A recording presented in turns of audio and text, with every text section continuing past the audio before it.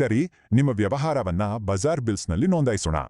ನಾನ್ ನಿಮಗೆ ಹಂತ ಹಂತವಾಗಿ ಮಾರ್ಗದರ್ಶನ ನೀಡುತ್ತೇನೆ. ನಾವು ಮೊದಲ ಟ್ಯಾಪ್ನಿಂದ ಸಬ್ಮಿಟ್ ಮಾಡೋವರೆಗೂ ಎಲ್ಲವನ್ನೂ ವಿವರವಾಗಿ ನೋಡೋಣ.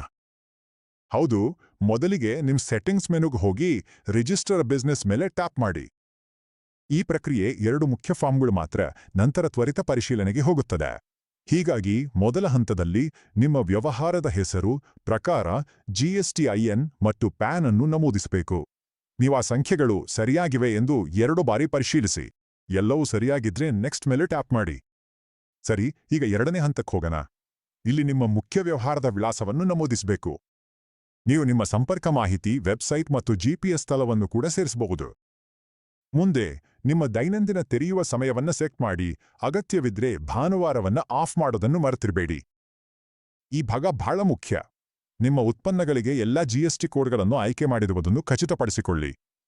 ಇಲ್ಲಿ ಡಿಫಾಲ್ಟ್ ಆಯ್ಕೆ ಮಾಡಿದ್ರೆ ನಿಮ್ಮ ಬೆಲೆ ಪಟ್ಟಿಗೆ ಐಟಂಗಳನ್ನು ಸೇರಿಸುವುದು ತುಂಬಾ ವೇಗವಾಗುತ್ತದೆ. ಎಲ್ಲವನ್ನೂ ತುಂಬಿದ ಮೇಲೆ ಪರಿಶೀಲನೆಗಾಗಿ ಸಬ್ಮಿಟ್ ಒತ್ತನ್ನು ನೀವು ಸಿದ್ಧರಾಗಿದ್ದೀರಿ. ನೀವು ಸಲ್ಲಿಸಿದ ನಂತರ ನಿಮ್ಮ ಸ್ಥಿತಿ ಪೆಂಡಿಂಗ್ ರಿವ್ಯೂಗೆ ಬದಲಾಗುತ್ತೆ. ಈಗ ನಿರೀಕ್ಷೆ ಪ್ರಾರಂಭವಾಗ್ತದೆ. ಹಾಗಾದ್ರೆ ಎಷ್ಟು ಸಮಯ ಕಾಯಬೇಕು? ಸಾಮಾನ್ಯವಾಗಿ ಸುಮಾರು 2 ಗಂಟೆ, ಸ್ವಲ್ಪ ಹೆಚ್ಚು ಅಥವಾ ಕಡಿಮೆ ಆಗಬಹುದು. ಗಮನಿಸಿ, ಕಾಯುವಾಗ ಎಡಿಟ್ ಅಥವಾ ಇನ್ವಾಯ್ಸ್ ಮಾಡಲು ಆಗಲ್ಲ. ಹಾಗಾದ್ರೆ ಅಪ್ರೂವಲ್ ಕಾಯುವಾಗ ಮೊದಲು ಯಾವ ಐಟಂ ಸೇರಿಸುವಿರಿ?